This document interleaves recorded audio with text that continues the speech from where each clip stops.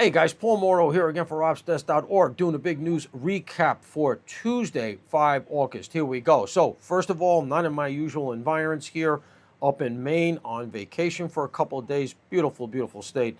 Nice to get out of New York City. Now, I'm supposed to be on vacation, staying away from the news, but it's very hard to with everything that's going on. And first things first, I got to drop a mention of an article that just came out on OpsDesk.org titled, "What if Obama Lies to Congress?" This is an aspect of the story that you're not hearing elsewhere, the story of the investigation into Obama, Brennan, Comey, Hillary, Peter Strzok, McCabe, Bruce Orr, his wife, Lisa Page, the whole mob. The thing you're not hearing is, as people speculate about Obama, is that the immunity decision that came down from the Supreme Court, from SCOTUS, regarding Donald Trump has major implications here. How so? Let's just do a recap. Trump won a very broad grant of immunity from the Supreme Court regarding any actions that were done by the president in his quote-unquote official capacity.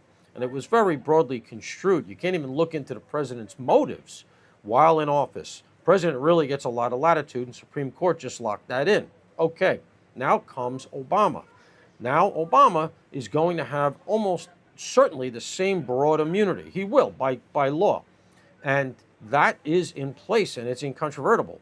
So, when Barack Obama, if and when he gets subpoenaed into the grand jury or comes in voluntarily, he has to tell the truth.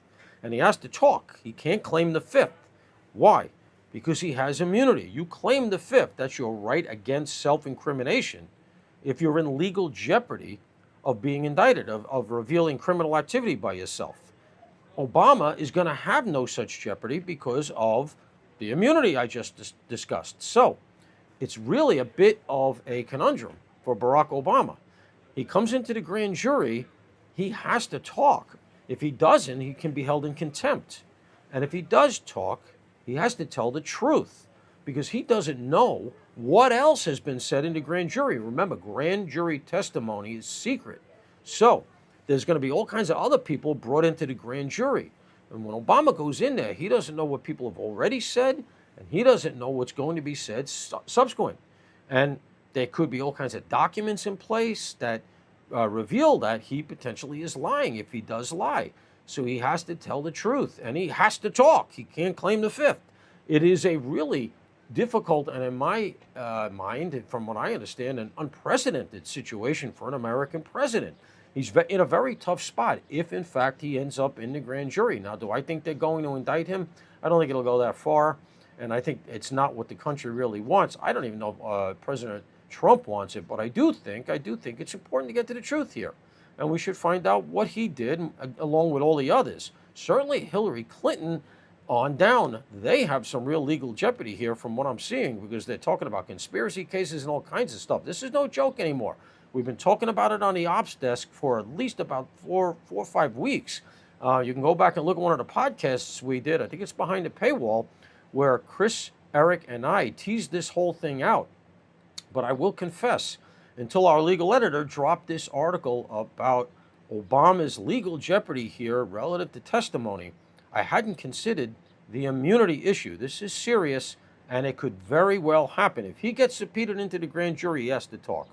And that is a new wrinkle, and I don't think you're hearing that anyplace else. I know I'm not. Let's move on real quickly. The other thing is this investigation is dropping all over the place. You got Chris Wray now referred for an investigation by DOJ relative to those memos about investigating Catholics. I don't know that's going to go anywhere. What's being lost in that story is that it's not a government entity that did that referral.